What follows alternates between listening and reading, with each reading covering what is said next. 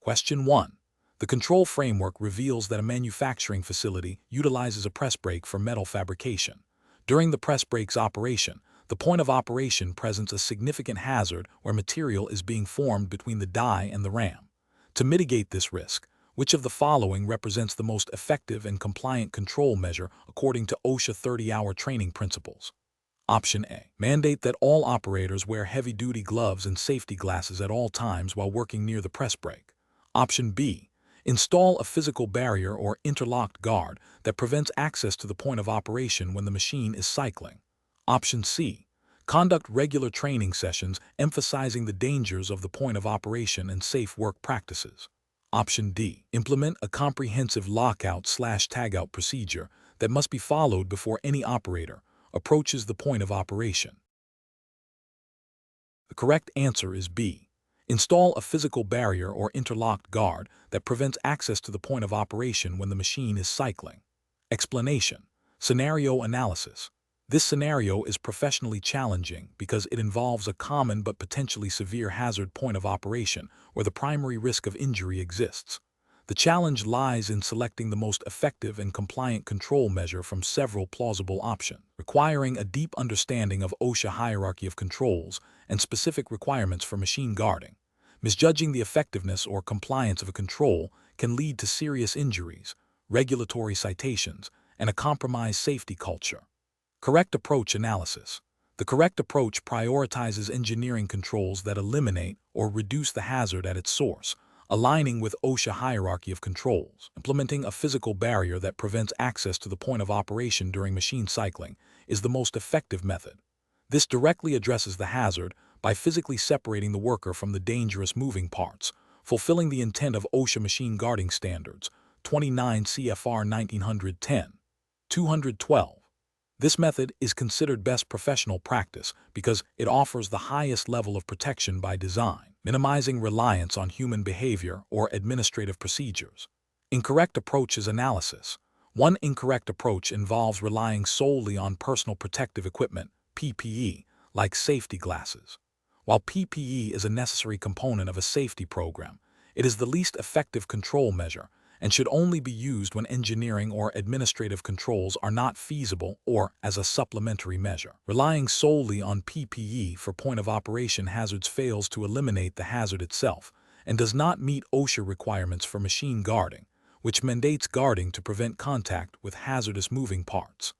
Another incorrect approach is to implement a strict lockout/tagout procedure for all operations. Lockout/tagout, 29 CFR 1910, 147, is a critical safety procedure for controlling hazardous energy during maintenance or servicing. However, it is not the primary control for preventing contact with the point of operation during normal machine cycling. While essential for preventing unexpected startup, it does not address the inherent hazard of the moving parts during the intended operation of the machine. A third incorrect approach is to rely on worker training and awareness programs alone. While training is vital for informing employees about hazards and safe work practices, it is an administrative control and is considered less effective than engineering controls. OSHA standards for machine guarding emphasize physical barriers and safeguards, recognizing that human error or inattention can occur, and training alone cannot guarantee prevention of contact with a point-of-operation hazard. Professional reasoning. Professionals should approach point-of-operation hazard control by first consulting OSHA General Industry Standards, specifically 29 CFR 1910, 212, Machinery and Machine Guarding. This standard mandates that machines be equipped with guarding to protect operators and others from hazards such as those created by point of operation. Decision-making process should follow the hierarchy of controls: elimination, substitution, engineering controls, administrative controls, and finally, PPE. For point of operation hazards, engineering controls such as physical barriers or interlock guards are almost always the most appropriate and compliant solution. If these are not feasible, then other controls must be evaluated for their effectiveness and compliance with specific OSHA standards. Question 2. During the evaluation of a recent incident where an employee reported a recurring tripping hazard from an improperly stored electrical cable in a high-traffic walkway, the supervisor dismissed the concern, stating it was a minor inconvenience and that fixing it would disrupt workflow. The employee, concerned about potential injury, is now unsure how to proceed. What is the most appropriate course of action for the employee in this situation, considering their rights and responsibilities under OSHA regulations?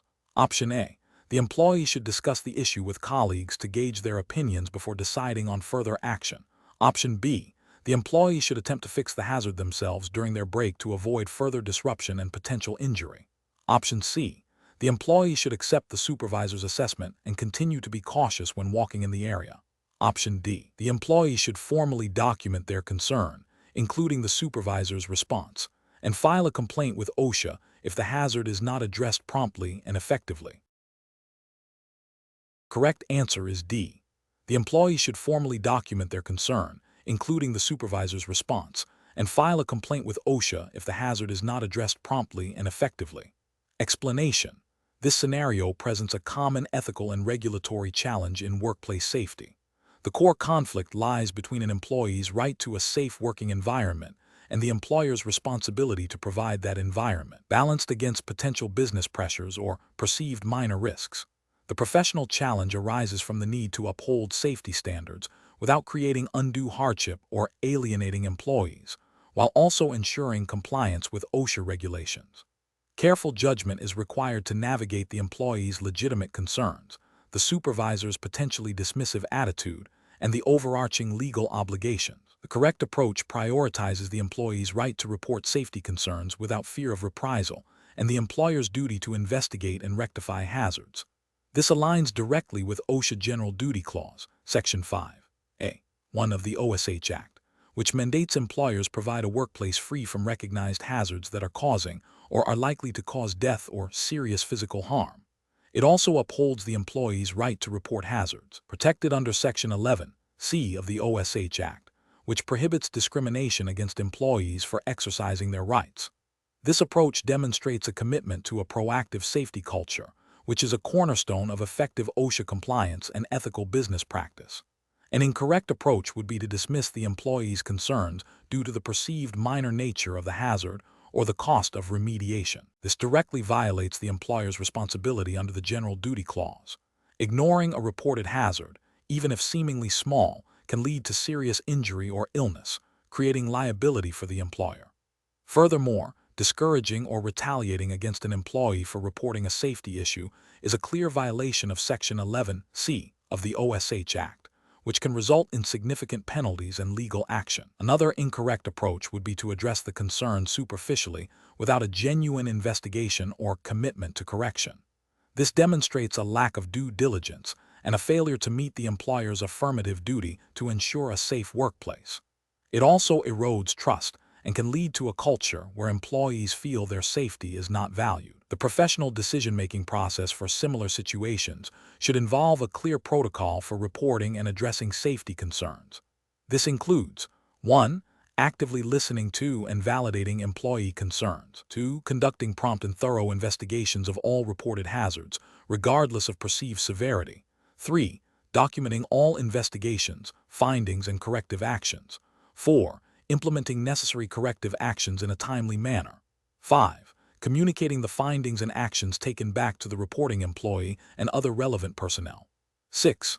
Ensuring no employee faces reprisal for reporting safety issues. This systematic approach ensures compliance with OSHA standards and fosters a culture of safety and accountability. Question 3. The evaluation methodology shows that a supervisor observes a recurring pattern of employees experiencing minor skin irritations from prolonged contact with a specific cleaning solvent. While no OSHA standard directly addresses this particular solvent or the exact nature of the irritation, the supervisor recognizes that repeated exposure could potentially lead to more severe dermatological issues or other health complications over time. The supervisor is considering how to address this situation. Which of the following actions best fulfills the employer's obligation under the OSHA General Duty Clause? Option A. Document the occurrences of skin irritation, but defer any corrective actions until a more serious health issue arises or a specific standard is promulgated. Option B. Investigate the Solvent Safety Data Sheet (SDS) for any warnings about skin irritation, and if found, implement the recommended personal protective equipment (PPE) such as gloves and long sleeves for employees handling the solvent. Option C. Conclude that since no specific OSHA standard covers this solvent or the observed irritation, no further action is required. Option D. Inform employees that the irritation is minor and not a significant health concern, advising them to wash their hands frequently after use. The correct answer is B. Investigate the solvent safety data sheet (SDS) for any warnings about skin irritation, and if found, implement the recommended personal protective equipment (PPE), such as gloves and long sleeves for employees handling the solvent. Explanation: the evaluation methodology shows a common implementation challenge when applying the OSHA General Duty Clause. This scenario is professionally challenging because it requires a supervisor to balance immediate operational needs with the overarching legal obligation to provide a workplace free from recognized hazards. The challenge lies in identifying a hazard that, while not explicitly covered by a specific OSHA standard, poses a significant risk to employee safety and health. The supervisor must exercise professional judgment to determine if a recognized hazard exists and what feasible abatement measures are appropriate. The correct approach represents best professional practice because it directly addresses the recognized hazard by implementing feasible controls, thereby fulfilling the employer's obligation under the General Duty Clause. This proactive stance demonstrates a commitment to employee safety and aligns with OSHA intent to ensure a safe working environment even in the absence of a specific standard. It involves a thorough hazard assessment and the implementation of practical solutions, which is the cornerstone of effective safety management. An incorrect approach that focuses solely on the absence of a specific standard fails to acknowledge the broad scope of the General Duty Clause. This is a regulatory failure because it ignores the employer's fundamental responsibility to protect employees from recognized serious hazards. Ethically, it prioritizes expediency over employee well-being. Another incorrect approach that dismisses the hazard as minor or subjective is also a regulatory and ethical failure. It demonstrates a lack of due diligence in hazard recognition and a disregard for potential harm, even if the immediate severity is not apparent. This can lead to serious incidents and violations of the General Duty Clause. Professionals should use a decision-making framework that begins with hazard identification. This involves actively observing the work environment, listening to employee concerns, and reviewing incident reports. Once a potential hazard is identified, the next step is to assess its severity and likelihood of causing harm. If the hazard is recognized as serious and likely to cause death or serious physical harm, the employer has a duty to abate it. This involves identifying feasible means of abatement, which could include engineering controls, administrative controls, or personal protective equipment. The decision-making process should always err on the side of caution when employee safety is at stake, prioritizing proactive hazard control over reactive responses to incidents. Question 4. The efficiency study reveals that the current method for performing maintenance on energized electrical equipment is taking longer than anticipated, impacting project timelines. The team is considering skipping the detailed arc flash hazard analysis and relying on general electrical safety training and standard work clothing to expedite the process. What is the most appropriate course of action to ensure worker safety and regulatory compliance? Option A. Rely on the assumption that the equipment is properly maintained and therefore poses no significant arc flash risk, allowing the team to proceed with minimal safety precautions. Option B. Conduct a thorough arc flash hazard analysis to determine incident energy levels and select appropriate arc-rated personal protective equipment (PPE) and safe approach boundaries before commencing any work. Option C. Implement a temporary lockout/tagout procedure for all energized equipment, even if it significantly delays the project, to eliminate the arc flash hazard entirely. Option D. Proceed with the maintenance using standard work clothing and general electrical safety training, assuming the risk is minimal due to the team's experience. The correct answer is B. Conduct a thorough arc flash hazard analysis to determine incident energy levels and select appropriate arc-rated personal protective equipment, PPE, and safe approach boundaries before commencing any work. Explanation: scenario analysis. This scenario presents a professional challenge because it requires balancing operational efficiency with the paramount safety of workers exposed to significant arc flash and arc blast hazards. The pressure to complete tasks quickly can lead to shortcuts that bypass critical safety protocols, making careful judgment and adherence to regulations essential. The inherent dangers of arc flash and blast, which can cause severe burns, blindness, hearing loss, and even fatalities, necessitate a proactive and robust safety culture. Correct approach analysis. The correct approach prioritizes a thorough hazard analysis and the implementation of appropriate protective measures based on the calculated incident energy levels. This aligns directly with OSHA General Duty Clause, Section 5(a)(1) of the OSH Act, which requires employers to provide a workplace free from recognized hazards likely to cause death or serious physical harm. Specifically, OSHA Standard on Electrical Safety-Related Work Practices, 29 CFR 1910-333, mandates that qualified persons must use appropriate personal protective equipment, PPE, when exposed to electrical hazards. The correct approach ensures that PPE is selected based on the specific arc flash hazard assessment, as outlined in NFPA 70E, which is widely recognized and referenced by OSHA for electrical safety. This demonstrates a commitment to worker safety and compliance with established industry, best practices, and regulatory expectations. Incorrect approaches analysis. One incorrect approach involves assuming that standard work clothing provides adequate protection. This is a critical regulatory and ethical failure because it directly violates the requirement for arc-rated R, or flame-resistant FR, clothing when arc flash hazards are present. OSHA PPE standards, 29 CFR 1910-132, require employers to assess hazards and provide appropriate PPE. Relying on non-AR/FR clothing in an arc flash environment exposes workers to severe burn injuries. Failing to meet the employer's legal obligation to protect employees from recognized hazards. Another incorrect approach is to proceed with work without a documented arc flash hazard analysis. This is a significant regulatory failure, as it bypasses a fundamental step in identifying and mitigating electrical hazards.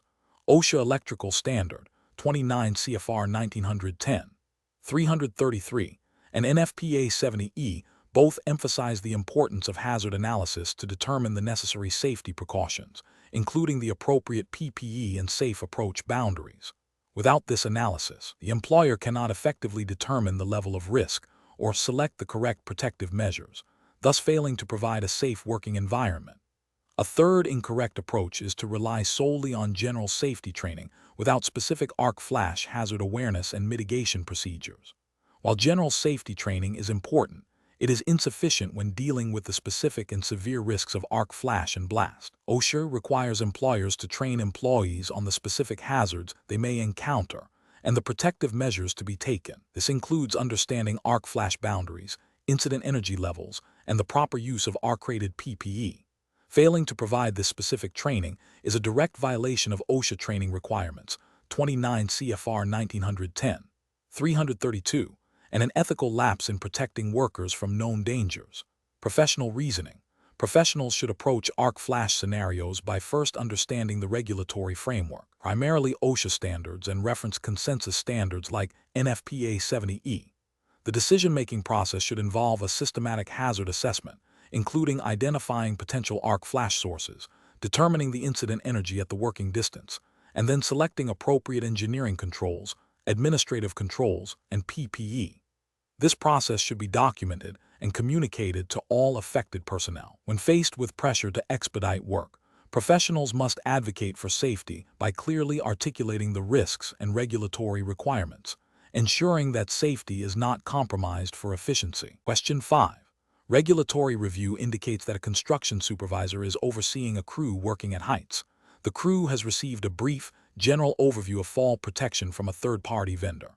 The supervisor is aware that OSHA Fall Protection Standard, 29 CFR 1926-503, mandates specific training content and a qualified trainer. The supervisor needs to determine if the crew is adequately trained to begin work safely. Which of the following actions best ensures compliance with OSHA Fall Protection training requirements? Option A. Ask the employees if they feel they understand fall protection well enough to work safely at heights. Option B. Proceed with the work, assuming the general overview provided by the vendor is adequate for this task. Option C. Accept the training as sufficient because the employees were present for the session and the vendor stated it was a fall protection training. Option D. Confirm that the training covered the nature of fall hazards, hazard control procedures, relevant OSHA standards, and the proper use and maintenance of fall protection equipment, and verify the trainer's qualifications. Correct answer is D.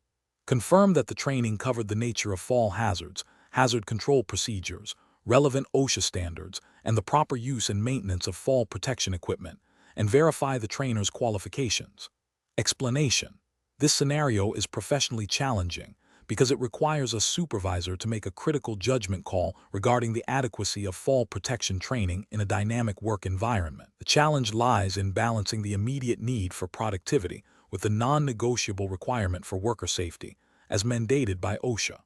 A supervisor must not only understand the general principles of fall protection, but also be able to assess whether the training provided meets the specific, detailed requirements outlined in OSHA standards, particularly 29 CFR 1926 Subpart M. The correct approach represents best professional practice because it directly addresses the regulatory mandate for comprehensive fall protection training. OSHA Fall Protection Standard 29 CFR 1926 503 requires that each employee who might be exposed to fall hazards receive training from a qualified person.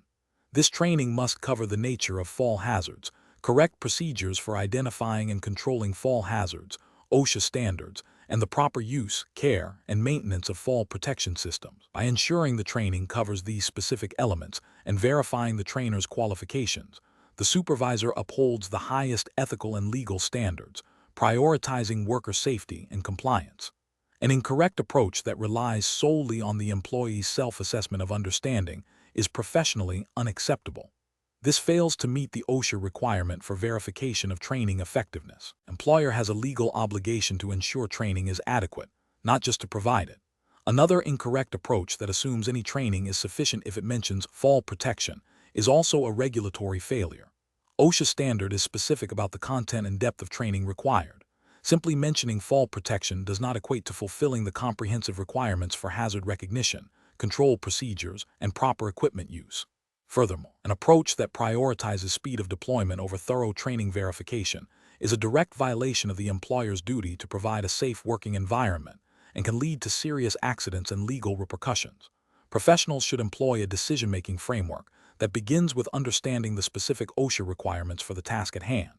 This involves consulting the relevant standards, e.g., 29 CFR 1926 503. Next, they should assess the training provided against these specific requirements, looking for evidence of coverage of all mandated topics and the qualifications of the trainer.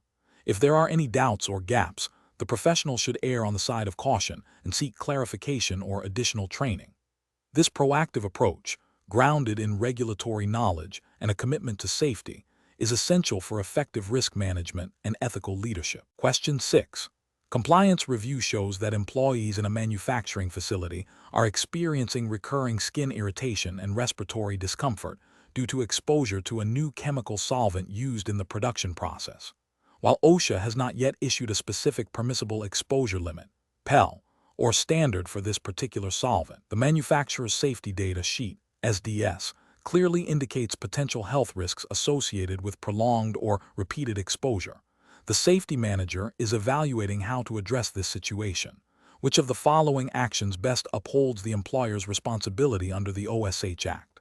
Option A. Implement engineering controls such as local exhaust ventilation and provide comprehensive training to employees on safe handling procedures and the use of appropriate personal protective equipment, PPE, to minimize exposure. Option B. Advise employees to report any symptoms they experience to their personal physicians and to rely on their own judgment regarding the use of PPE, as no specific OSHA standard exists for this solvent. Option C. Classify the irritation and discomfort as minor issues that are unlikely to cause serious physical harm and therefore do not warrant significant employer intervention beyond general workplace safety guidelines. Option D. Await the development and issuance of a specific OSHA standard for the solvent before taking any corrective actions, as compliance with existing specific standards is the sole requirement. The correct answer is A. Implement engineering controls such as local exhaust ventilation and provide comprehensive training to employees on safe handling procedures and the use of appropriate personal protective equipment, PPE, to minimize exposure. Explanation: this scenario is professionally challenging because it requires a safety manager to interpret and apply the broad mandate of the General Duty Clause to a specific, evolving workplace hazard. The challenge lies in identifying a recognized hazard that is not covered by a specific OSHA standard, and then determining the employer's responsibility to abate it, even without explicit regulatory guidance. The General Duty Clause, Section 5(a)(1) of the OSH Act, mandates that employers provide a workplace free from recognized hazards that are causing or are likely to cause death or serious physical harm. This requires proactive hazard identification, risk assessment, and the implementation of feasible abatement measures. The correct approach represents best professional practice because it directly addresses the recognized hazard with a feasible and effective solution, aligning with the spirit and intent of the General Duty Clause. By implementing engineering controls and providing comprehensive training, the employer is taking concrete steps to eliminate or substantially reduce the risk of serious physical harm, demonstrating a commitment to employee safety that goes beyond mere compliance with specific standards. This proactive and comprehensive strategy is the most effective way to fulfill the employer's obligation under the General Duty Clause. An incorrect approach that focuses solely on the absence of a specific OSHA standard fails to acknowledge the overarching responsibility imposed by the General Duty Clause. This approach is ethically and regulatorily flawed because it abdicates the employer's duty to protect employees from recognized hazards simply because a specific standard doesn't exist. It represents a minimal compliance mindset that is contrary to the proactive safety culture OSHA promotes. Another incorrect approach that relies on employee self-reliance without employer intervention is also a significant regulatory and ethical failure. The OSH Act places the primary responsibility for workplace safety on the employer, not the employee. While employee training is crucial, it cannot substitute for the employer's duty to provide a safe working environment and implement necessary controls. This approach ignores the employer's fundamental obligation to identify and mitigate hazards. A third incorrect approach that dismisses the hazard as minor or unlikely to cause serious harm, despite evidence to the contrary, is a dangerous misjudgment. The General Duty Clause applies to hazards likely to cause death or serious physical harm, and underestimating such risks can lead to severe consequences. This approach demonstrates a lack of due diligence and a failure to adequately assess workplace risks, potentially leading to preventable injuries or fatalities. The professional decision-making process for similar situations should involve a systematic approach. 1. Hazard identification. Continuously monitor the workplace for potential hazards, including those not covered by specific standards. 2.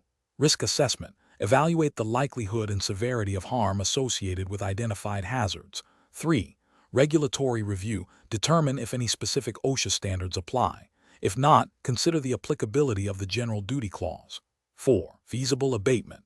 Identify and implement the most effective and economically feasible measures to eliminate or control the hazard. This may involve engineering controls, administrative controls, or personal protective equipment. 5. Training and communication. Ensure employees are adequately trained on the hazards and the implemented control measures. 6.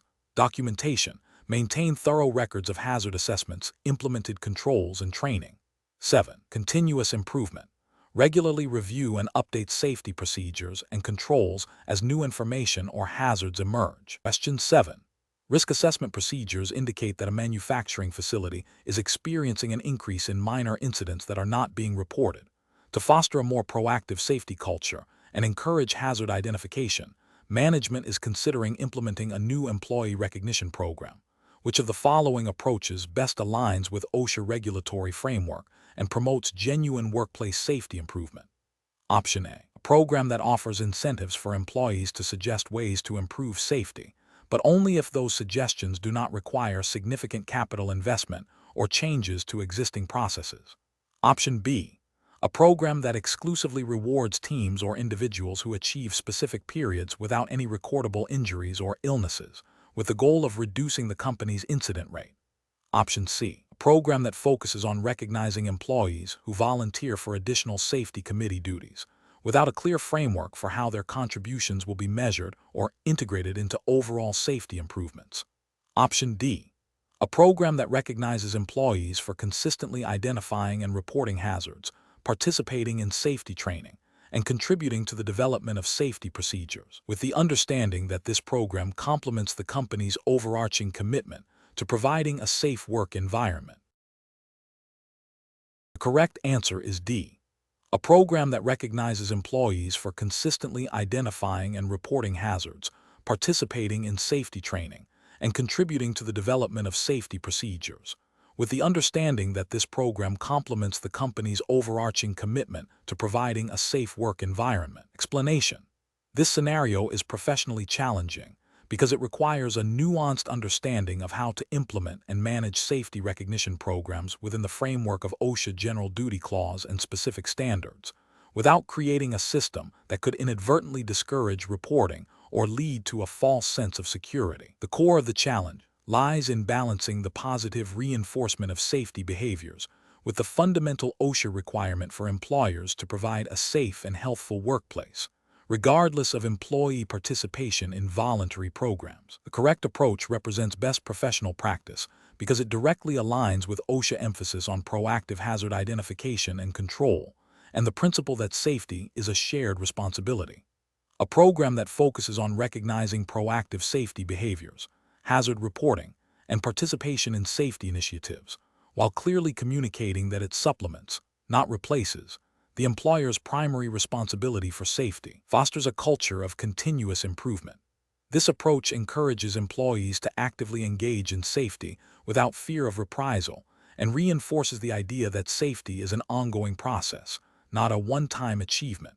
It also aligns with the spirit of OSHA voluntary programs, which aim to encourage employers to go beyond minimum compliance. An incorrect approach that focuses solely on rewarding the absence of injuries or illnesses fails to address the underlying causes of hazards and can lead to underreporting of incidents, which is a significant regulatory and ethical failure. This creates a perverse incentive where employees might conceal minor injuries or near misses to avoid impacting the program's success, thereby hindering the employer's ability to identify and correct hazards. This directly contravenes OSHA's goal of promoting a transparent reporting environment. Another incorrect approach that relies on subjective criteria without clear, measurable outcomes risks being perceived as arbitrary or unfair, potentially eroding employee trust and participation. This can also lead to a failure to identify and address systemic safety issues, as the recognition is not tied to tangible improvements in workplace safety. Professionals should approach such situations by first understanding that any recognition program must be a tool to enhance, not circumvent, the employer's fundamental obligation to provide a safe workplace. The decision-making process should involve 1. Clearly defining the program's objectives, ensuring they support hazard identification and control, not just incident reduction. 2. Establishing objective, measurable criteria for recognition that focus on proactive safety behaviors and contributions to the safety culture. 3. Communicating transparently with employees about the program's purpose, how it operates, and that it is in addition to, not a substitute for, the employer's legal safety obligations. 4. Regularly evaluating the program's effectiveness in improving safety performance and fostering a positive safety culture, making adjustments as necessary. Question 8. Implementation of a new construction project requires the erection of multiple scaffolding systems. A site supervisor, under pressure to meet an aggressive deadline, is considering different methods for ensuring scaffold safety. Which approach best aligns with OSHA 30-hour training principles for scaffold hazard prevention? Option A. Designating a competent person to conduct thorough scaffold inspections before each shift and after any event that could affect the scaffold's integrity, documenting all findings and ensuring immediate correction of identified hazards. Option B. Relying on the scaffold erector's initial sign-off and assuming the scaffold remains safe unless a visible structural failure occurs. Option C. Prioritizing speed of erection and use, with safety checks performed only if a specific complaint is lodged by a worker. Option D. Conducting daily visual inspections of all scaffolds by the general laborers who will be using them, with any observed issues reported to the supervisor at the end of the shift. The correct answer is D. Conducting daily visual inspections of all scaffolds by the general laborers who will be using them, with any observed issues reported to the supervisor at the end of the shift. Explanation: this scenario is professionally challenging because it requires a supervisor to balance immediate project timelines with the critical need for worker safety, specifically concerning scaffold hazards. The pressure to complete work quickly can lead to shortcuts that violate OSHA regulations, putting workers at serious risk of falls, electrocution, or falling object injuries. Careful judgment is required to identify and mitigate these hazards effectively. The correct approach represents best professional practice because it directly aligns with OSHA mandate to ensure a safe and healthful working environment. Specifically, it adheres to 29 CFR 1926 Subpart L, scaffolds, which outlines detailed requirements for scaffold design, construction, inspection, and use. This approach prioritizes hazard identification and control through competent person oversight and regular inspections, which are fundamental to preventing scaffold-related accidents. It also demonstrates ethical responsibility to protect workers' well-being. An incorrect approach that focuses solely on speed and cost savings without adequate safety measures is professionally unacceptable. This failure constitutes a direct violation of OSHA General Duty Clause, Section 5(a)(1) of the OSH Act, which requires employers to provide a workplace free from recognized hazards likely to cause death or serious physical harm. It also breaches specific scaffold standards by neglecting essential safety protocols, leading to potential citations, fines, and, most importantly, worker injuries or fatalities. Another incorrect approach that relies on informal, infrequent checks by untrained personnel is also professionally unacceptable. This undermines the requirement for competent persons as defined by OSHA, who must have the knowledge, training, and experience to identify hazards and take prompt corrective measures. Such an approach creates a false sense of security while leaving significant risks unaddressed, violating the spirit and letter of OSHA regulations. The professional reasoning process for similar situations should involve a proactive hazard assessment before work begins, continuous monitoring of work activities, and a commitment to stopping work if unsafe conditions are identified. Professionals must consult relevant OSHA standards, conduct thorough training, and empower workers to report hazards without fear of reprisal. Prioritizing safety over expediency is not just a regulatory requirement but an ethical imperative. Question 9. Risk assessment procedures indicate that a worker performing tasks at a height of 15 feet is utilizing a personal fall arrest system. However, upon visual inspection, the supervisor notices that the lanyard appears frayed and the anchorage point seems questionable. What is the most appropriate immediate action for the supervisor to take to ensure regulatory compliance and worker safety?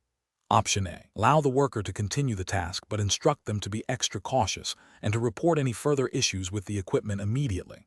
Option B.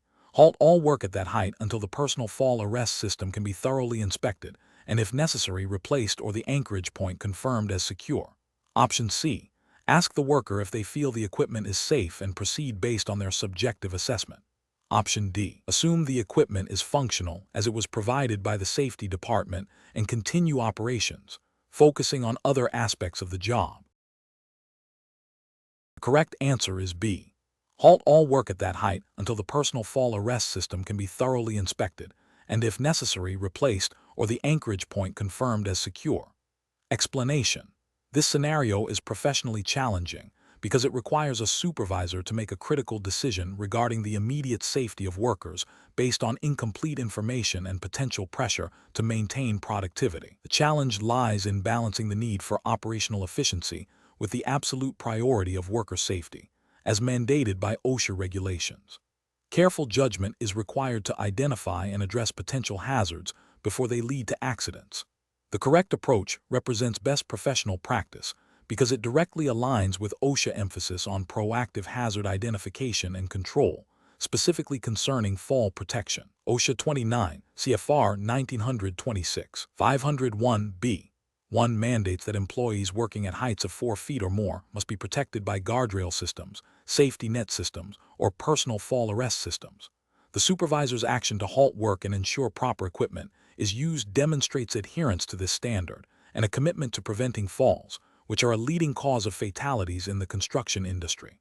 This proactive stance is ethically sound and legally compliant, prioritizing worker well-being above all else. An incorrect approach that involves allowing work to continue without a properly functioning personal fall arrest system is a direct violation of OSHA 29 CFR 1926 501b. 1. This failure represents a significant regulatory and ethical lapse, as it knowingly exposes workers to a severe hazard. It demonstrates a disregard for established safety protocols and a prioritization of expediency over human life, which is professionally unacceptable and carries severe legal and moral consequences. Another incorrect approach, such as assuming the existing system is adequate without verification, is also professionally unacceptable. OSHA General Duty Clause, Section 5(a)(1) of the OSH Act requires employers to provide a workplace free from recognized hazards. This implies a responsibility to actively assess and confirm the effectiveness of safety measures, not to assume their functionality. Relying on assumptions rather than direct inspection and verification is a failure in due diligence and a breach of professional responsibility. The professional decision-making process for similar situations should involve a systematic approach. 1. Recognize the potential hazard. Immediately identify any situation that could lead to a fall. 2. Consult relevant standards. Refer to OSHA regulations, e.g., 29 CFR 1926 Subpart M Fall Protection and company safety policies. 3. Assess the situation. Visually inspect the work area and the personal fall arrest system for any visible defects or improper use. 4. Take immediate action. If a hazard is identified or suspected, halt operations to prevent potential injury. 5. Implement corrective measures. Ensure that all safety equipment is functioning correctly, is properly used, and meets regulatory requirements before resuming work. 6. Document the incident and corrective actions. Maintain records for future reference and continuous improvement. Question 10. Stakeholder feedback indicates a need to better articulate the tangible advantages of pursuing and maintaining OSHA voluntary protection programs, VPP status. Which of the following approaches most effectively communicates the comprehensive benefits of VPP participation to a diverse group of employees and management? Option A. Highlighting the exemption from routine OSHA inspections as the primary benefit, as this signifies a reduced regulatory burden. Option B. Stressing that VPP participation might lead to increased scrutiny from insurance providers due to a perceived higher risk profile. Option C. Emphasizing the documented improvements in injury and illness rates, the cultivation of a strong safety culture, and the potential for reduced workers' compensation costs. Option D. Focusing on the prestigious recognition awarded by OSHA, which enhances the company's public image and industry standing. The correct answer is C. Emphasizing the documented improvements in injury and illness rates, the cultivation of a strong safety culture, and the potential for reduced workers' compensation costs. Explanation.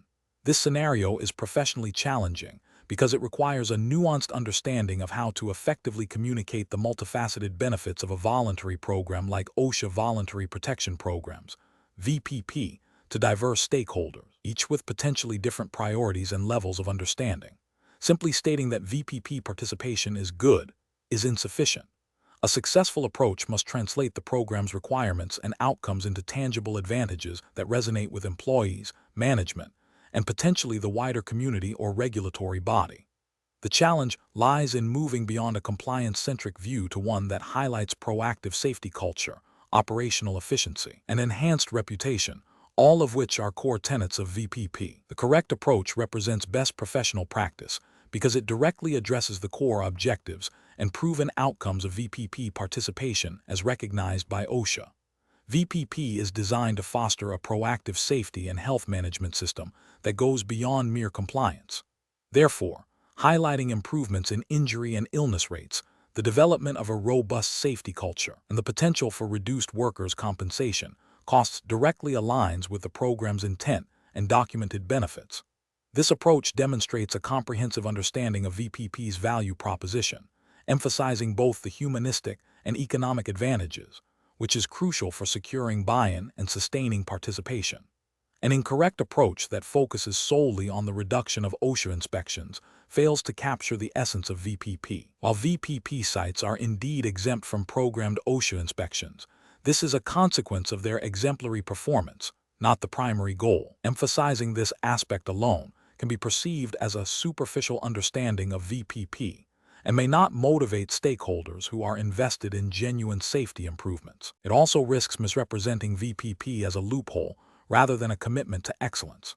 Another incorrect approach that emphasizes only the prestige of VPP participation, without detailing the underlying mechanisms that lead to this prestige, is also professionally deficient.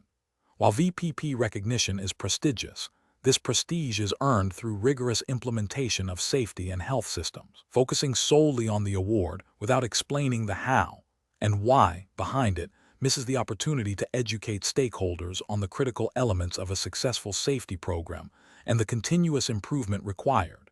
It can lead to a perception that VPP is an achievable status without the necessary sustained effort. A third incorrect approach that focuses on the potential for increased insurance premiums due to a perceived higher risk profile is fundamentally flawed and counterproductive. VPP participation is consistently associated with reduced injury rates, which typically leads to lower insurance premiums, not higher ones. This approach demonstrates a severe misunderstanding of both VPP principles and insurance risk assessment, and would likely undermine any efforts to promote VPP. The professional decision-making process for similar situations should involve a thorough understanding of the voluntary program's objectives, regulatory framework, in this case, OSHA VPP guidelines, and the specific needs and concerns of the stakeholders involved. It requires translating program features into measurable benefits that align with organizational goals. Professionals should always seek to communicate the why behind a program, not just the what, and ensure that their communication is factually accurate and ethically sound, avoiding misrepresentations or incomplete information. Question 11.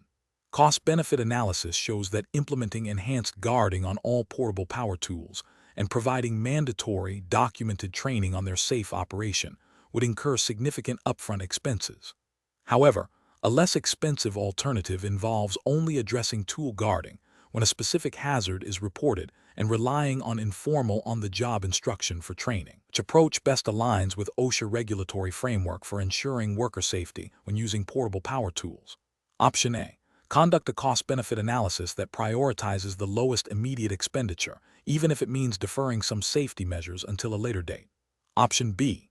Implement enhanced guarding only for the most frequently used portable power tools and provide training on an as-needed basis to manage costs effectively.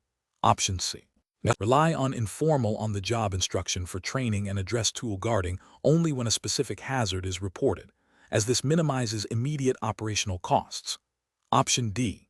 Proactively implement enhanced guarding and formal, documented training for all portable power tools to prevent potential hazards and ensure compliance with OSHA standards. The correct answer is D. Proactively implement enhanced guarding and formal, documented training for all portable power tools to prevent potential hazards and ensure compliance with OSHA standards. Explanation. This scenario is professionally challenging because it requires balancing operational efficiency and cost savings with the paramount importance of worker safety, as mandated by OSHA regulations. The decision-maker must understand that while initial investments in safety equipment or training might seem costly, the long-term consequences of accidents, including medical expenses, lost productivity, potential litigation, and OSHA penalties, far outweigh these upfront costs.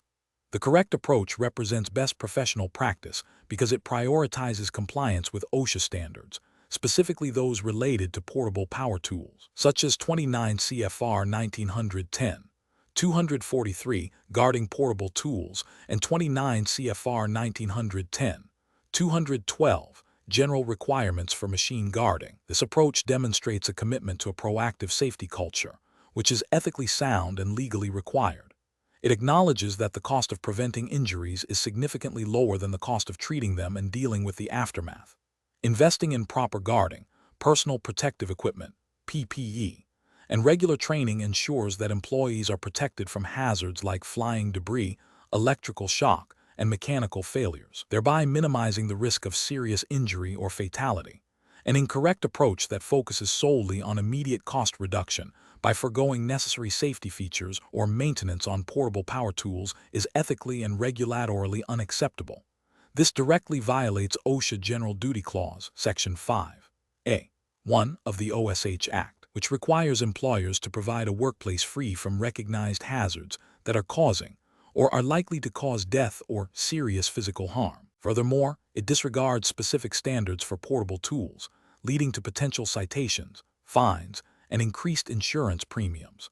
Another incorrect approach might involve relying on employee self-training without formal verification or documentation, which fails to meet OSHA requirements for effective training and hazard communication. This can result in employees not fully understanding the risks or proper operating procedures, increasing the likelihood of accidents.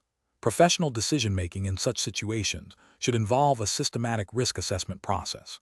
This includes identifying potential hazards associated with each portable power tool, evaluating the likelihood and severity of potential harm, and then implementing control measures in accordance with the hierarchy of controls: elimination, substitution, engineering controls, administrative controls, and PPE. Management must consult relevant OSHA standards, conduct regular safety audits, and foster an environment where employees feel empowered to report safety concerns without fear of reprisal.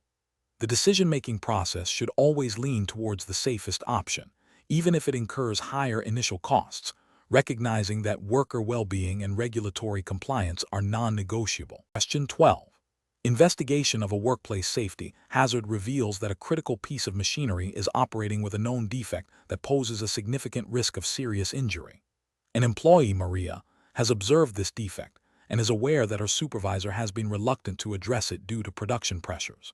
Maria is considering her options for reporting this hazard and is concerned about potential negative repercussions from her supervisor. Which of the following actions best aligns with her rights and protections under OSHA whistleblower provisions? Option A. Maria should anonymously report the defect to a local news outlet to pressure the company into immediate action. Option B. Maria should document the hazard and report it through her company's established safety reporting procedure, and if retaliation occurs after this report, she should file a complaint with OSHA. Option C. Maria should discuss the hazard with her colleagues and encourage them to collectively refuse to work until the issue is resolved, without formally reporting it. Option D. Maria should immediately cease all work on or near the defective machinery and refuse to return until the hazard is fixed, regardless of company directives. The correct answer is B. Maria should document the hazard and report it through her company's established safety reporting procedure, and if retaliation occurs after this report, she should file a complaint with OSHA. Explanation: scenario analysis. This scenario is professionally challenging because it pits an employee's obligation to report safety concerns against potential retaliation from management. The employee, Maria, has observed a serious safety hazard that could lead to injury. Her decision to report this hazard, especially if she chooses to do so through official channels or to external agencies, could trigger OSHA whistleblower protections. However, she also faces the risk of adverse action from her supervisor, who may view her report as insubordination or a threat to productivity. Navigating this requires understanding her rights and the employer's obligations under OSHA. Correct approach analysis. The correct approach involves Maria understanding her rights under the Occupational Safety and Health Act (OSHA) Act regarding whistleblower protection. Section 11(c) of the OSH Act prohibits employers from retaliating against employees who report workplace safety and health violations, file a complaint with OSHA, or participate in an OSHA inspection. By reporting the hazard through the proper channels, Maria is exercising her legal right. If her employer takes adverse action against her for this report, she can file a complaint with OSHA, which will investigate the alleged retaliation. This approach upholds both workplace safety and employee rights, aligning with the core principles of OSHA. Incorrect approaches analysis. One incorrect approach would be for Maria to remain silent about the hazard to avoid potential conflict or retaliation. This is a regulatory failure because it directly undermines the purpose of OSHA, which is to ensure safe and healthful working conditions. By not reporting, she allows a dangerous situation to persist, potentially leading to serious injury or death, and she forfeits her right to protection against retaliation. Ethically, it is also a failure to act responsibly when aware of a significant risk to herself and her colleagues. Another incorrect approach would be for Maria to report the hazard directly to a competitor or the media, without first attempting to resolve it through internal channels or by reporting to OSHA. While this might seem like a way to force action, it bypasses the established regulatory framework designed to address such issues. This approach could be seen as unprofessional and could potentially jeopardize her whistleblower protection claim if OSHA determines she did not follow appropriate reporting procedures, or if the actions are deemed outside the scope of protected activity. It also fails to give the employer an opportunity to correct the hazard through the intended process. A third incorrect approach would be for Maria to engage in disruptive or insubordinate behavior related to the hazard, rather than making a clear, documented report. For example, refusing to perform a task without a formal safety complaint or engaging in public arguments about the hazard. While her concerns are valid, such actions, if not framed as a protected safety report, could be grounds for legitimate disciplinary action by the employer, thereby complicating or negating her whistleblower protection. This approach fails to leverage the specific protections afforded by OSHA for reporting safety concerns. Professional reasoning. Professionals facing similar situation should employ a decision-making framework that prioritizes understanding their rights and responsibilities under relevant regulations. This involves 1. Identifying the specific hazard and its potential consequences. 2. Consulting relevant company policies and procedures for reporting safety concerns. 3. Familiarizing oneself with applicable laws such as OSHA Section 11C for whistleblower protection. 4. Documenting all observations, communications, and actions taken. 5. Utilizing official reporting channels, whether internal or external, e.g., OSHA complaint. 6. Seeking advice from legal counsel or relevant labor organizations if retaliation is suspected or experienced. This systematic approach ensures that actions are legally protected, ethically sound, and effectively address the safety concern while safeguarding the employee's rights. Question 13. What factors determine the appropriate selection of electrical protective equipment (EP) for workers exposed to electrical hazards in a U.S. workplace? Option A. The perceived comfort and ease of use of the electrical protective equipment. Option B. The nominal voltage of the electrical equipment being worked on. Option C. The results of a documented arc flash hazard analysis considering incident energy and appropriate arc ratings. Option D. General industry practices and the EPE commonly used by other workers in similar environments. The correct answer is C. The results of a documented arc flash hazard analysis considering incident energy and appropriate arc ratings. Explanation. Scenario analysis. This scenario is professionally challenging because selecting the correct electrical protective equipment (EP) for a specific task involves a complex interplay of hazard assessment, task requirements, and regulatory compliance. A failure to accurately assess the electrical hazards present or to select EPE that is rated for those hazards can lead to severe injury or fatality. The professional's judgment must be informed by a thorough understanding of the potential arc flash energy, voltage levels, and the specific work being performed, ensuring that the chosen EPE provides an adequate safety margin. Correct approach analysis. The correct approach is to determine the required EPE based on a documented arc flash hazard analysis. This analysis, mandated by OSHA standards, specifically 29 CFR 1910, 132 and 1910, 335, which reference NFPA 70E, involves calculating the potential incident energy at the worker's position and determining the appropriate arc rating for protective clothing and equipment. This method ensures that the EPE is specifically chosen to protect against the identified hazards, aligning with the principle of providing a safe working environment as required by OSHA. It is best professional practice because it is data-driven, hazard-specific, and directly addresses the requirements of the relevant safety standards, thereby minimizing risk and fulfilling ethical and legal obligations. Incorrect approach is analysis. One incorrect approach is to rely solely on the voltage rating of the electrical equipment. While voltage is a factor, it does not fully encompass the arc flash hazard. Arc flash energy is influenced by factors such as fault current, clearing time, and distance, which can result in significant incident energy even at lower voltages. Using only voltage as a determinant fails to account for the potential for severe thermal burns and other arc flash injuries, violating OSHA General Duty Clause and specific requirements for hazard assessment. Another incorrect approach is to select EPE based on general industry practice or what other workers have used without a specific hazard assessment. This approach is flawed because electrical systems and tasks vary widely. What might be adequate for one situation could be dangerously insufficient for another. Relying on anecdotal evidence or common practice, rather than a formal hazard analysis, can lead to complacency and a false sense of security, directly contravening OSHA emphasis on site-specific hazard identification and control. A third incorrect approach is to choose EPE based on its perceived comfort or ease of use. While comfort can influence compliance, it should never be the primary determinant for selecting safety equipment. The paramount consideration must be the protective capability of the EPE against the identified electrical hazards. Prioritizing comfort over protection is a severe ethical and regulatory failure, as it directly compromises worker safety and violates the fundamental principles of hazard control. Professional reasoning. Professionals should employ a systematic, hazard-based approach. This involves 1. Identifying all potential electrical hazards associated with the task. 2. Conducting a thorough arc flash hazard analysis to quantify the incident energy. 3. Consulting OSHA standards, 29 CFR 1910 Subpart S, particularly 1910, 132 and 1910, 335, and relevant consensus standards like NFPA 70E for guidance on EPE selection based on the hazard analysis results. 4. Documenting the hazard analysis and the selected EPE. 5. Training workers on the identified hazards and the proper use of the selected EPE. This process ensures that decisions are grounded in objective data and regulatory requirements, promoting a proactive safety culture. Question 14.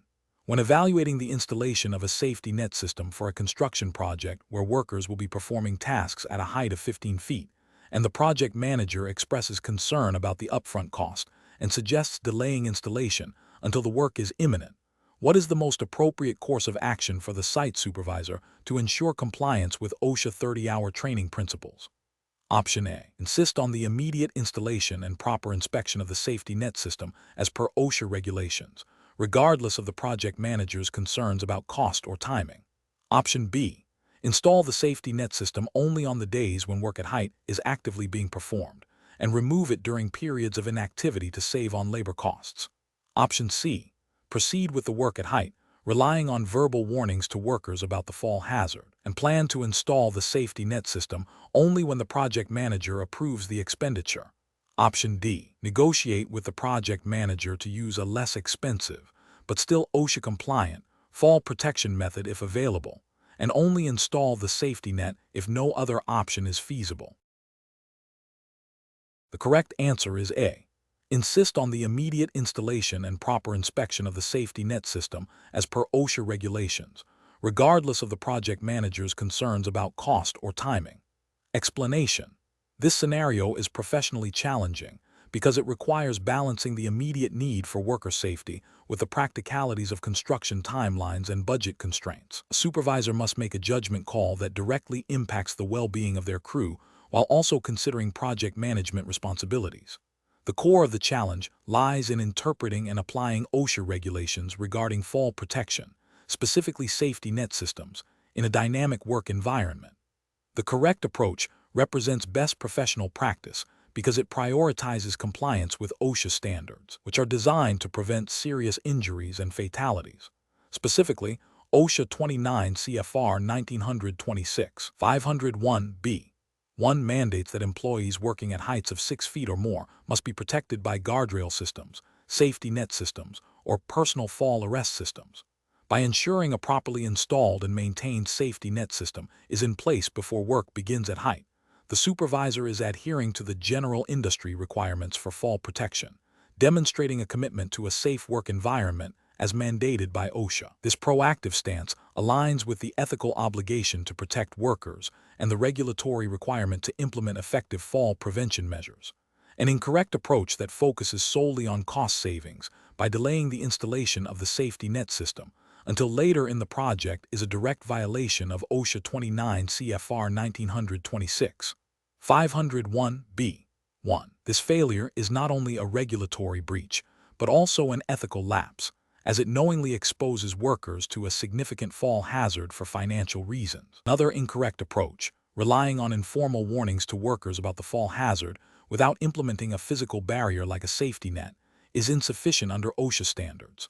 While communication is important, it does not substitute for the required engineering controls or personal protective equipment specified by the standard.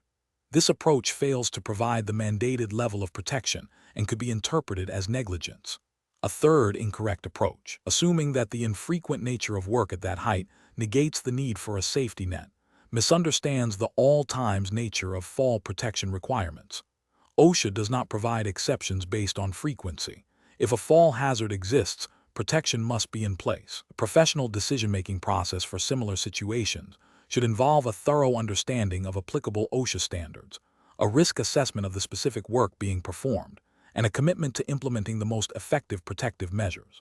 Supervisors should consult OSHA construction standards, 29 CFR 1926, and seek clarification from safety professionals or OSHA itself if there is any ambiguity. The decision should always err on the side of worker safety, ensuring that all mandated fall protection measures are in place before any work at height commences, regardless of perceived cost or time implications. Question 15. Operational review demonstrates that a manufacturing facility has a comprehensive written safety program, conducts regular safety training, and has not received any OSHA citations in the past 5 years. When considering the facility's potential for VPP participation, which of the following best reflects an assessment of their readiness for VPP? Option A. The facility's investment in safety equipment and its low incident rate are primary indicators of VPP eligibility. Option B. The absence of OSHA citations and the existence of documented safety procedures indicate that the facility likely meets the basic requirements for VPP. Option C. The facility's proactive hazard identification and correction processes, coupled with demonstrated active employee participation in safety committees and decision-making, suggest a strong foundation for VPP. Option D. The facility's management has expressed a desire to achieve VPP status, which is a critical first step in the application process. The correct answer is C. The facility's proactive hazard identification and correction processes, coupled with demonstrated active employee participation in safety committees and decision-making, suggest a strong foundation for VPP. Explanation. This scenario is professionally challenging because it requires a nuanced understanding of the OSHA Voluntary Protection Programs, VPP, beyond simply meeting minimum compliance. The core of the challenge lies in discerning whether a site's approach to VPP is truly integrated into its safety culture or merely a superficial adherence to program requirements. Careful judgment is required to assess the depth of employee involvement, management commitment, and the proactive nature of hazard identification and control, which are hallmarks of VPP. The correct approach represents best professional practice because it aligns with the fundamental principles of VPP, which are designed to recognize and encourage exemplary safety and health management systems. This approach emphasizes a holistic view, looking for evidence of continuous improvement, employee engagement in safety decision-making, and a proactive safety culture that goes above and beyond regulatory compliance. Specifically, it reflects the VPP criteria that require active employee participation, management leadership, and a comprehensive system for hazard prevention and control, as outlined in OSHA VPP policy statements and guidance documents. An incorrect approach that focuses solely on the absence of citations or the presence of basic safety procedures fails to grasp the essence of VPP. Regulatory failure here lies in misinterpreting VPP as a mere compliance checklist rather than a framework for excellence. Ethically, it falls short by not striving for the highest level of worker protection that VPP aims to achieve. Another incorrect approach that prioritizes documented procedures over demonstrated practice is also flawed. This represents a regulatory failure because VPP requires tangible evidence of program effectiveness, not just paperwork. Ethically, it is problematic as it suggests a willingness to present a facade of safety without genuine commitment to worker well-being. A third incorrect approach that views VPP as a means to reduce OSHA inspections, rather than a program for safety excellence, demonstrates a fundamental misunderstanding of the program's intent. This is a regulatory failure as it misaligns the program's purpose with a self-serving objective. Ethically, it prioritizes a perceived benefit over the core mission of worker safety. Professionals should employ a decision-making framework that begins with understanding the overarching goals of VPP, to recognize exemplary safety and health management systems. This involves evaluating the site's commitment to continuous improvement, the depth of employee involvement in all aspects of safety, and the proactive nature of hazard identification and control. The framework should guide them to seek evidence of a robust safety culture, where safety is integrated into daily operations and decision-making at all levels, rather than just a set of rules to follow. Question 16. Stakeholder feedback indicates that while a floor opening is necessary for material transfer, the current method of access and protection is inconsistent, leading to concerns about potential fall hazards. Management is seeking the most effective and compliant solution to address this issue. Option A. Allow employees to use a ladder for access to the area, assuming they are trained in ladder safety. Option B. Install a guardrail system that meets OSHA strength and height requirements, equipped with a self-closing gate to ensure continuous protection. Option C. Construct a temporary barrier using scrap lumber that appears to be sturdy enough to prevent someone from falling. Option D. Post prominent danger floor opening signs around the perimeter of the opening. The correct answer is B. Install a guardrail system that meets OSHA strength and height requirements, equipped with a self-closing gate to ensure continuous protection. Explanation. Scenario analysis. This scenario presents a common implementation challenge where the immediate need for access conflicts with established safety protocols for floor openings. The challenge lies in balancing operational efficiency with the absolute priority of worker safety as mandated by OSHA. The feedback highlights a gap between policy and practice, requiring a proactive and compliant solution. Correct approach analysis.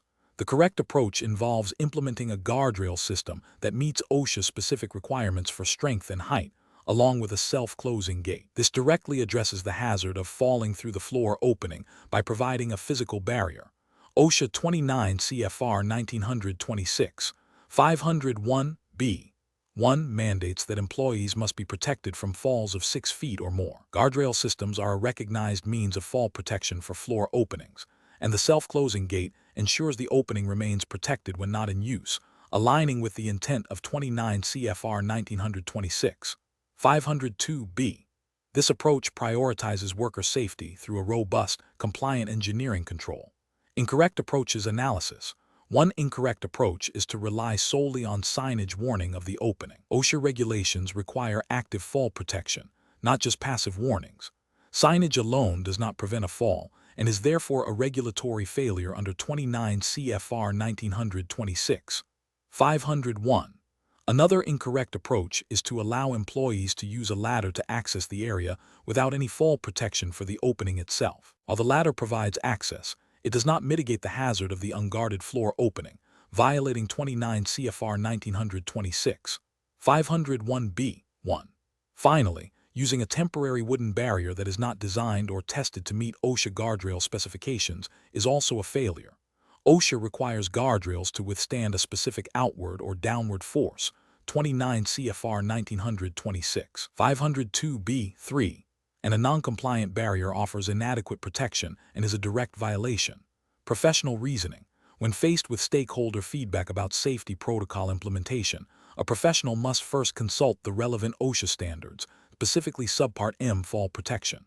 The priority is always to identify the hazard floor opening and the applicable standard for its control. The decision-making process should involve evaluating potential solutions against the regulatory requirements for effectiveness and compliance. If a proposed solution is not explicitly compliant or lacks the necessary protective features, it must be rejected in favor of one that fully meets OSHA mandates, even if it requires more effort or resources. The ethical obligation is to protect workers, which supersedes operational convenience. Question 17. Process analysis reveals that a manufacturing facility has implemented a new automated assembly line. While no accidents have occurred since its installation, a safety manager observes that the machinery operates at high speeds and involves complex robotic movements in close proximity to human workers. The manager is concerned about the potential for unexpected malfunctions or human error leading to serious injury. Even though no specific OSHA standard directly addresses this exact configuration of machinery and human interaction, which of the following approaches best fulfills the employer's responsibility under the General Duty Clause in this situation? Option A. Rely on the fact that no accidents have occurred to date, assuming the current safety measures are adequate and no further action is required until an incident happens. Option B. Focus only on ensuring compliance with existing OSHA standards that might tangentially relate to machine guarding or lockout/tagout procedures, as no specific standard covers the unique operational aspects. Option C. Wait for employees to report any discomfort or concerns regarding the new machinery before initiating any safety review or modifications.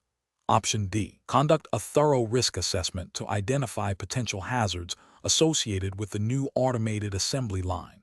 Evaluate the likelihood and severity of potential injuries, and implement appropriate control measures to mitigate these risks. The correct answer is D. Conduct a thorough risk assessment to identify potential hazards associated with the new automated assembly line.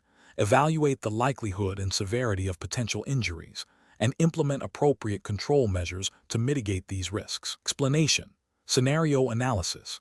This scenario is professionally challenging because it requires an employer to proactively identify and address potential hazards that may not be immediately obvious or have a history of incidents.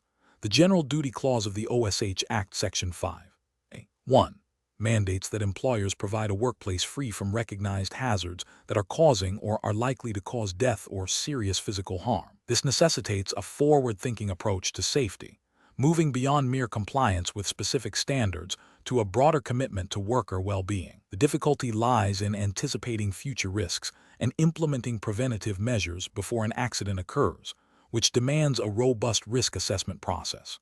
Correct approach analysis. The correct approach involves a systematic risk assessment that identifies potential hazards, evaluates their likelihood and severity, and implements appropriate control measures. This aligns directly with the employer's responsibility under the General Duty Clause to recognize and abate hazards. A thorough risk assessment demonstrates due diligence and a commitment to providing a safe working environment. It is a proactive strategy that anticipates potential dangers, thereby fulfilling the spirit and letter of OSHA regulations by preventing harm before it happens. This approach is ethically sound as it prioritizes worker safety and legally defensible as it shows a clear effort to comply with the General Duty Clause. Incorrect approach is analysis. One incorrect approach is to rely solely on past incident reports. While past incidents are valuable data, they do not encompass all potential hazards.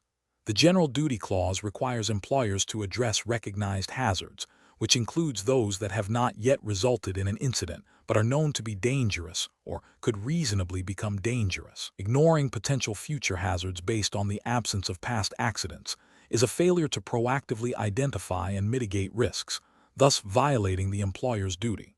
Another incorrect approach is to only address hazards that are explicitly listed in OSHA standards. OSHA standards are a minimum requirement.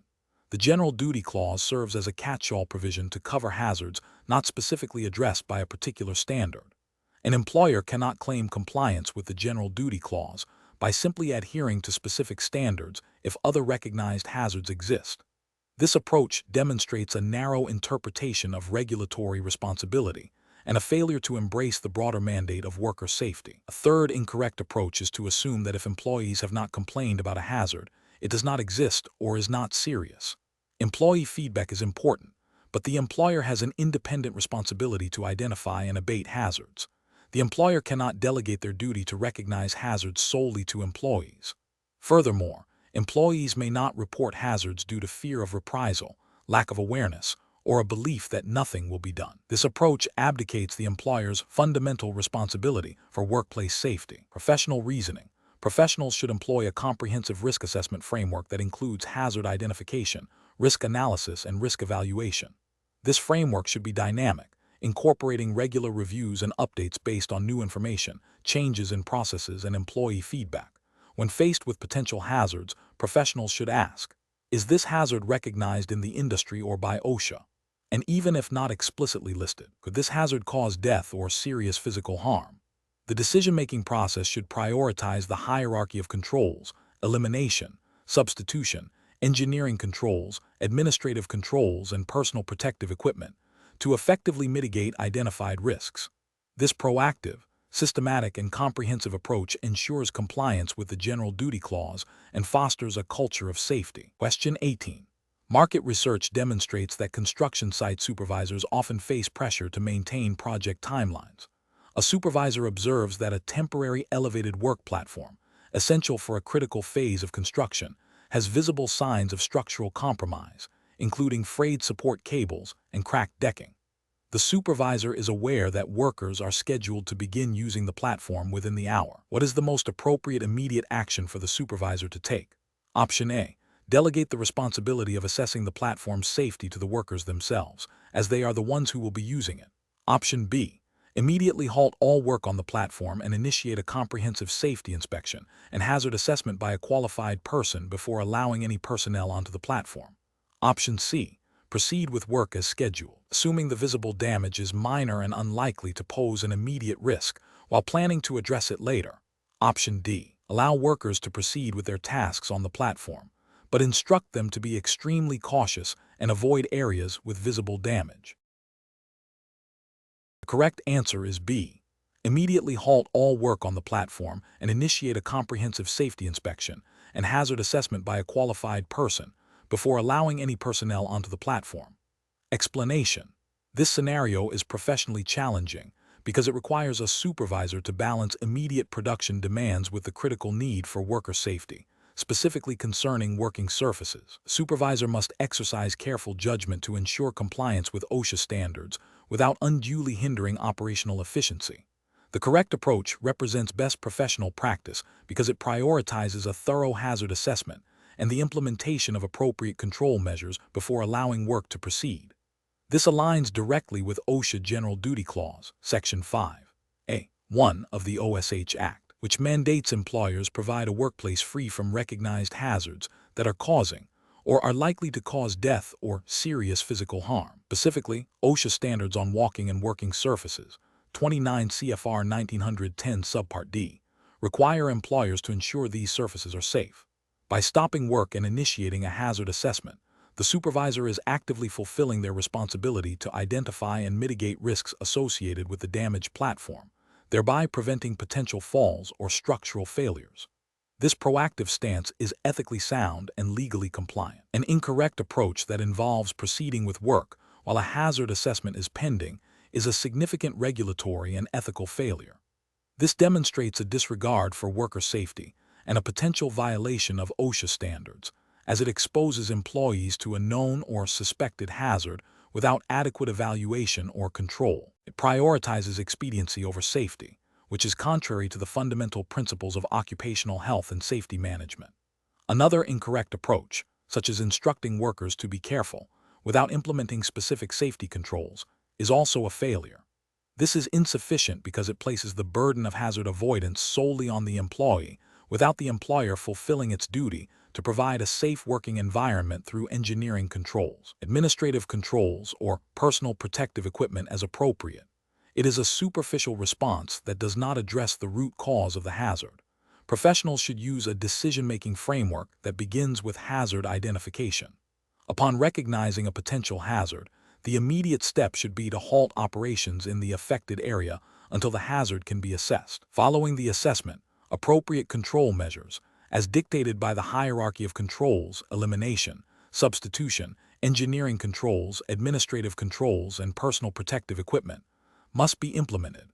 This systematic approach ensures that safety is integrated into all operational decisions, fostering a culture of prevention and compliance. Question 19. The efficiency study reveals that a critical production line is experiencing frequent, short-duration power interruptions, leading to significant downtime. To address this, maintenance personnel are tasked with investigating the electrical panel supplying the line. The team leader, under pressure to restore full operation quickly, suggests proceeding with the investigation of the panel while the circuit is still live, believing they can work around the energized components. What is the most appropriate and compliant course of action according to OSHA 30-hour training principles for electrical safety? Option A. Implement lockout/tagout procedures on the circuit breaker but proceed with the investigation without testing for voltage. Option B. Visually inspect the circuit breakers and wiring to confirm that no power is flowing before beginning the investigation. Option C. Proceed with the investigation while the circuit is live, using insulated tools and wearing appropriate personal protective equipment to minimize risk. Option D. De-energize the circuit and verify its de-energized status using appropriate testing equipment before commencing any work. correct answer is D. De-energize the circuit and verify its de-energized status using appropriate testing equipment before commencing any work. Explanation: scenario analysis. This scenario is professionally challenging because it requires balancing the immediate need for operational continuity with the paramount importance of worker safety, especially when dealing with potentially hazardous electrical systems. The pressure to maintain productivity can lead to shortcuts or overlooking critical safety protocols, making a robust understanding of OSHA regulations essential for sound judgment. Correct approach analysis. The correct approach prioritizes de-energizing the circuit and verifying its de-energized status before any work begins. This aligns directly with OSHA General Industry Standards, specifically 29 CFR 1910-333b-2, which mandates that conductors and circuit parts be de-energized before employees work on or near them, unless the employer can demonstrate that de-energizing introduces additional or increased hazards. The requirement to verify de-energization using appropriate testing equipment, e.g., a voltage tester, is a fundamental safety practice to prevent accidental contact with live electrical parts, thereby upholding the ethical obligation to protect employee well-being and complying with regulatory mandates. Incorrect approaches analysis. One incorrect approach involves proceeding with work after visually inspecting the circuit, assuming it is de-energized. This fails to meet OSHA requirement for positive verification. Visual inspection alone cannot confirm the absence of voltage, as indicators can be faulty or misleading. This approach creates a significant risk of electrocution, violating the core principles of electrical safety training and OSHA intent to prevent serious injuries and fatalities.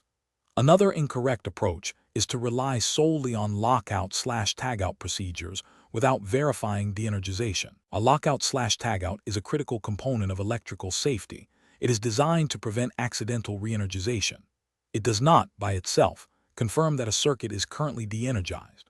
Failure to test for voltage after lockout/tagout leaves workers vulnerable to live conductors, representing a direct contravention of safe work practices and OSHA standards. A third incorrect approach is to perform the work while the circuit is energized, citing the need to avoid production downtime. This directly violates OSHA directive to de-energize whenever feasible. The potential for severe injury or death far outweighs any perceived operational efficiency gain. This approach demonstrates a disregard for regulatory requirements and a failure to uphold the employer's responsibility to provide a safe working environment. Professional reasoning. Professionals facing such situations should first consult the relevant OSHA standards for electrical safety. They must then assess the specific task and the associated hazards. The decision-making process should always begin with the assumption that electrical equipment is energized until proven otherwise through proper testing. If de-energization is possible without creating additional hazards, it is the mandatory course of action. If de-energization introduces new hazards, a thorough hazard analysis must be conducted, and appropriate protective measures, such as the use of personal protective equipment, PPE, rated for the voltage, must be implemented in accordance with OSHA requirements for working on or near energized circuits. Communication with the team and clear documentation of the safety procedures followed are also crucial. Question 20. Benchmark analysis indicates that a supervisor has instructed an employee to perform a minor maintenance task on an electrical panel that requires opening it. The supervisor suggests bypassing the lockout/tagout procedure, stating it will only take a moment and is unnecessary for such a brief task. The employee is aware of the lockout/tagout requirements outlined in OSHA Control of Hazardous Energy Standard. Which of the following represents the most appropriate and professionally responsible course of action for the employee? Option A. Refuse to perform the task until proper lockout/tagout procedures are implemented, explaining the regulatory requirements and potential hazards. Option B. Proceed with the task as instructed by the supervisor to avoid conflict and demonstrate compliance with supervisory directives. Option C. Suggest a quick visual inspection without lockout/tagout, assuming it poses minimal risk for a brief duration. Option D. Immediately contact OSHA to report the supervisor's directive, without first addressing the immediate safety concern with the supervisor. The correct answer is A. Refuse to perform the task until proper lockout/tagout procedures are implemented, explaining the regulatory requirements and potential hazards. Explanation. Scenario analysis. This scenario is professionally challenging because it involves a direct conflict between perceived expediency and established safety protocols, specifically concerning electrical hazards. Supervisor's directive to bypass a critical safety step, lockout/tagout, for a seemingly minor task creates an immediate risk of severe injury or fatality. The employee must exercise sound judgment, prioritizing safety over pressure from a superior, which can be ethically and professionally difficult. Correct approach analysis. The correct approach involves refusing to proceed with the task until the proper lockout/tagout procedures are followed. This aligns directly with OSHA General Duty Clause, Section 5(1) of the OSH Act, which requires employers to provide a workplace free from recognized hazards that are causing or are likely to cause death or serious physical harm. Furthermore, OSHA Standard on the Control of Hazardous Energy, lockout/tagout, 29 CFR 1910-147, mandates specific procedures to prevent unexpected energization, startup, or release of stored energy. Adhering to these regulations is not merely a procedural step, but a fundamental ethical obligation to protect oneself and others from preventable harm.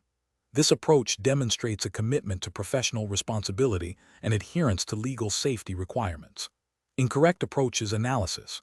Proceeding with the task without lockout/tagout, as directed by the supervisor, represents a severe regulatory and ethical failure. This action directly violates OSHA lockout/tagout standard and implicitly disregards the General Duty Clause. Ethically, it prioritizes expediency over human life and safety, creating a direct hazard. It also undermines the integrity of safety programs and sets a dangerous precedent for other employees.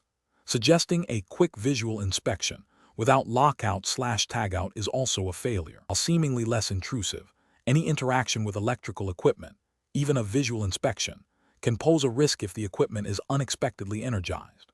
The standard does not allow for exceptions based on the perceived brevity or nature of the task when hazardous energy is present.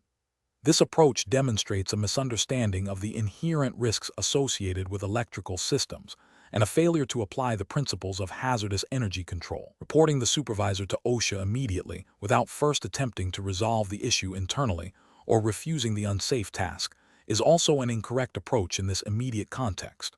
While reporting unsafe conditions is a right and sometimes a necessity, the immediate professional responsibility is to prevent the unsafe act from occurring. The primary ethical and regulatory imperative is to stop the immediate hazard. Escalation to OSHA is a later step if internal resolution fails, or if the hazard is systemic and unaddressed. This approach in the immediate moment fails to address the imminent danger. Professional reasoning. Professionals facing such a dilemma should first clearly articulate the safety concern and the relevant OSHA standard, in this case, 29 CFR 1910-147, to the supervisor. They should explain why the requested action is unsafe and violates regulations. If the supervisor insists, the professional should refuse to perform the unsafe act, citing their responsibility to comply with OSHA standards and protect their own safety and the safety of others. If the hazard persists or the supervisor retaliates, then reporting the incident to higher management or directly to OSHA becomes the appropriate next step. This decision-making process prioritizes immediate hazard mitigation, adherence to regulations, and ethical conduct.